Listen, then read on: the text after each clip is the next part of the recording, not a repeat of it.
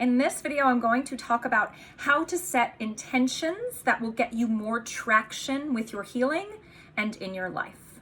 Whether you are microdosing or not, I believe what I'm going to share here is applicable to anyone who is seeking resolution, seeking healing, seeking closure, seeking forgiveness, seeking peace for themselves. Why set intentions? Well, I don't know about you, but for me, being intentional is a way for me to focus. I need more focus. I need as much help as I can with focusing. And based on the interactions I've had with you over the last 10 years of supporting healing, we all need more focus when it comes to ourselves and our healing, right? There's so much distraction, so many obligations, so many things to do that take us from ourselves. And when we can start the day getting intentional and clear what we want to be shown, what we're ready to step into, something really magical happens. And so I'm going to take you through how to set these intentions, how I do it, how I guide my clients to doing it, and give you some good tidbits and tips to support you in your own practice. Step 1 of setting intentions. Understand that you're making an ask.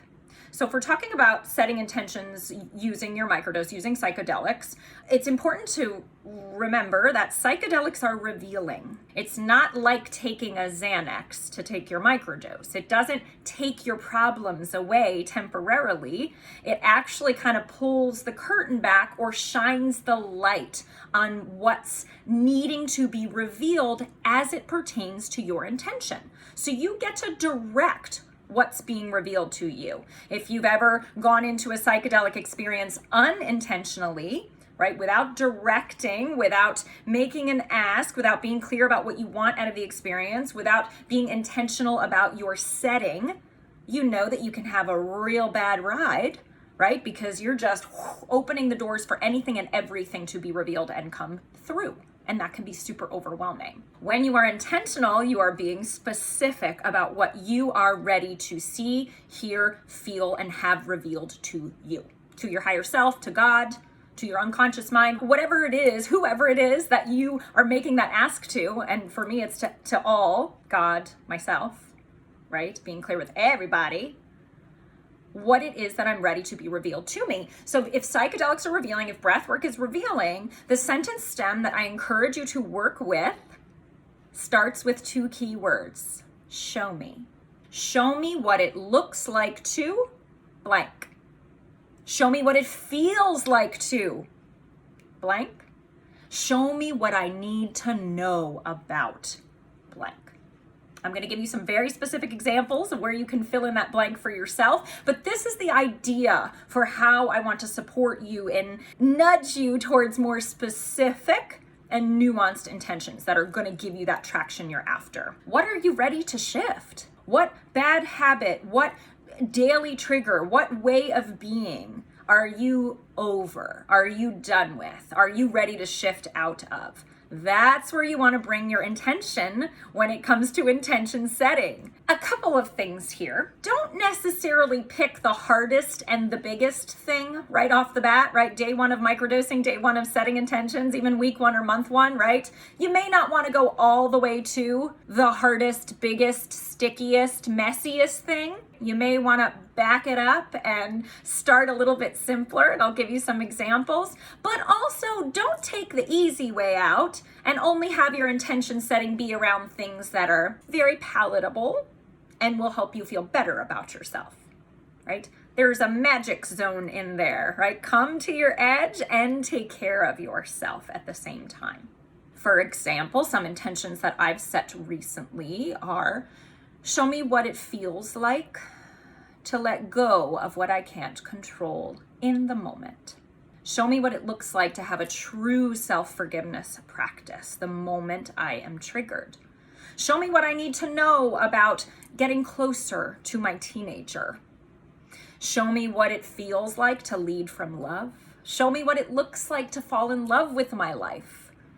Those are some specific examples from my journal that might help you. Some other ones, if you're just starting out, show me what it feels like to have a microdosing day. Show me what it feels like to be in communion with the mushroom.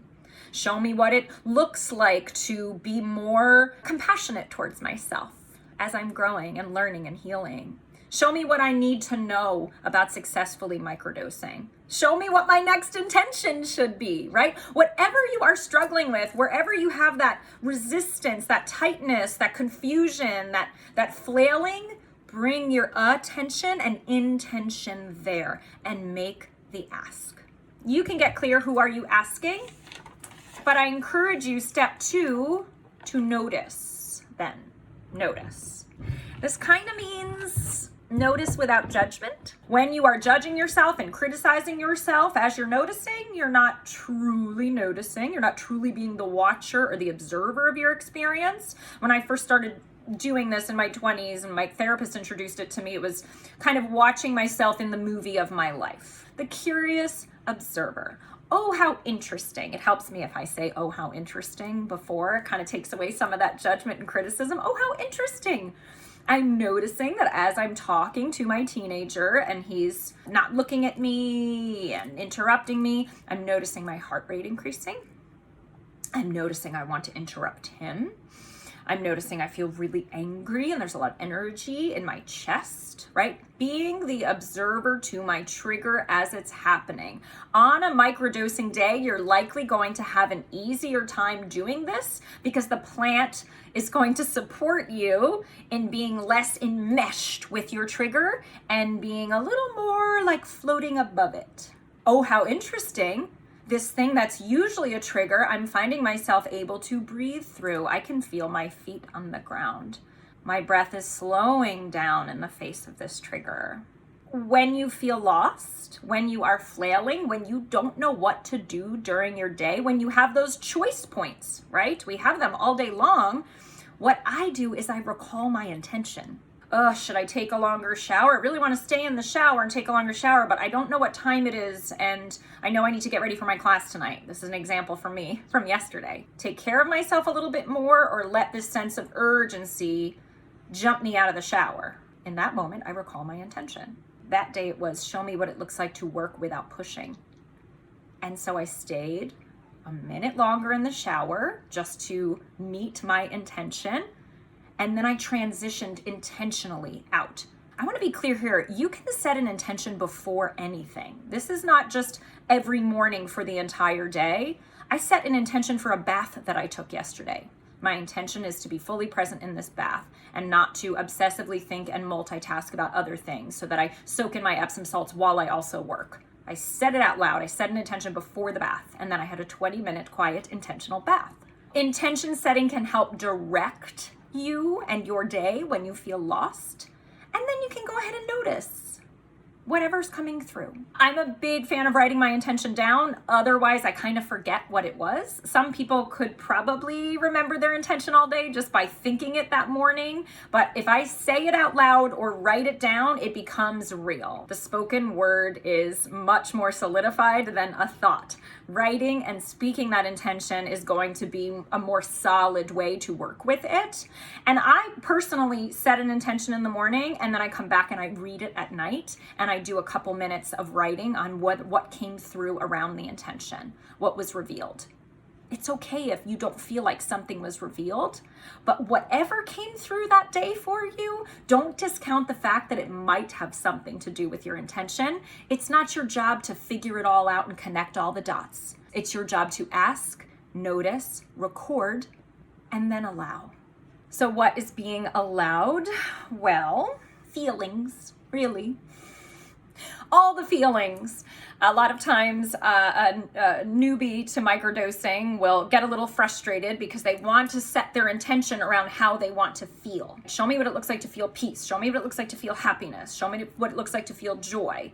And then the day happens and there's all these moments that are not happy and peaceful and joyful, and they call me up or get on Telegram and say, it's not working. I can't make the intention make my feeling happen. Notice if you're trying to control the way you feel through your intentions, and pull back a little bit from that inclination and allow the feelings to be a natural part of the process. You're trying to feel peace, but this annoying old wound keeps showing up. right? And you're saying, well, this is just ridiculous. I have to make this go away so I can get to peace. And really the medicine, the work, where they should be diving in is over here in the wound. The peace will be a byproduct of whatever is in the way of that here. The intention is actually revealing the things that need to be seen, heard, and expressed in order for that desired emotion to come through. So this isn't like just making a birthday wish and then magically that thing appears to you. Sometimes there's some magic and that does happen. Mostly you're going to be shown the wounds. You're going to be shown the opportunities, right? So when I set the intention, show me what it looks like to lead from love, I spent 2 weeks only being able to see and hear myself doing all the things that are not leading from love, right? And it would have been easy for me to say, well, this isn't working, right? I'm getting the opposite. But in fact, I'm getting exactly what I need data-wise, insight-wise, to make those shifts, to intentionally choose a different way. You want to make space in your existence, in your experience for integration. This is a big mistake that I see happening a lot. If somebody says to me, I'm not really feeling the microdose, I'm going to ask, what's your intention and what does your day look like?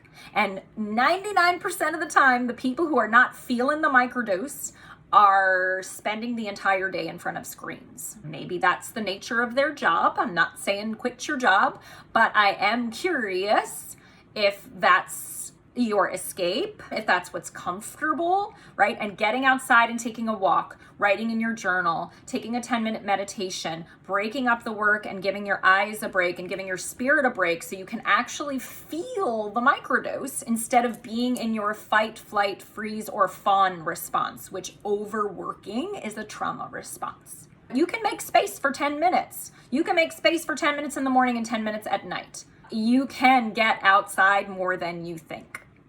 5 minutes around the block with 10 deep breaths, focusing on your intention, is going to take you a whole lot further than like trying to figure out something in the house while you're on a Zoom break. And a reminder here, this is an exploration. The whole thing is a journey. And then you die, right? And I always joke that like that moment before I die will be like, oh, pure clarity, full healing, right? Everything that I've desired comes through and then boom, it's over. I encounter so many of us, and I will put myself in this category, that are so eager to just like get this shit taken care of and cross it off the list so I can get on with my life. The truth is, this is your life. Healing is an ongoing journey. This is an exploration. Bring your curiosity, bring your compassion. I'm not telling you you're never going to heal. There are brilliant, beautiful plateaus that we are always going to come to where we can roll around in all of what's good. And then there's going to be a new layer of healing to happen. A thing's going to happen that's out of our control, and we're going to be met with feelings, thoughts, pain. Be on the journey. Let yourself explore. Make it a little bit lighter than it is. I know I could use this advice, right? Don't take it so seriously. Oh, I've got to set my intention. I've got another day of healing ahead of me. If you need a break, take a break, right? If you need to not journal for a couple days, don't journal for a couple of days if you're pushing too hard for your healing, right? That's when you need to do a little bit of breath work, right? And stop efforting to move energy and instead let the breath move it from your body. So quick review, you want to ask, show me, show me, show me. You want to notice with curiosity and non-judgment. You want to record as much as you can. What am I noticing? What's here? What's here for me? And then you want to allow it to be messy. Allow yourself to be on the journey. And allow the medicine of the microdose and or the breath work, ideally both if you want to get lots of traction, to work in you and through you. You are supported. You are not alone. You are doing beautiful work. Keep going. I'm here if you need anything. Please reach out if you're interested in deepening into microdosing or breath work. I will share avenues for working with me, and I would love to be your guide. Thank you so much. Let's do 3 breaths.